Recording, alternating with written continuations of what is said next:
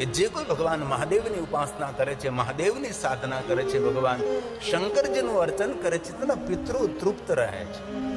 કારણ કે આપણો મૂળ પિતૃ તો ભગવાન શિવ છે. જગત પિતરમ શંભુ. ભગવાન શંકરજી સ્વયંભૂ છે, વિભૂ છે, પ્રભુ છે,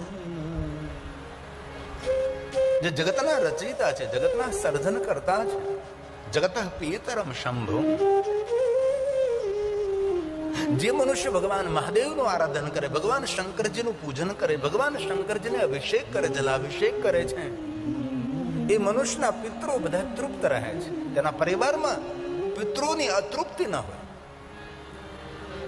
તેથી કોઈ પણ સંપ્રદાયમાં, કોઈ પણ વિચારધારામાં આપણે જોડાયેલા હોય, પણ આપણા પિતૃઓને તૃપ્ત કરવા, આપણા પિતૃઓને રાજી કરવા, પ્રસન્ન કરવા હોય, ઘરમાં દરેક પ્રકારની તૃપ્તિ પ્રાપ્ત કરવી હોય તો મનુષ્ય માત્ર એ ભગવાન મહાદેવની સાધના, મહાદેવની ઉપાસના, ભગવાન શિવજીનું અર્ચન પૂજન અવશ્ય કરવું જ જોઈએ.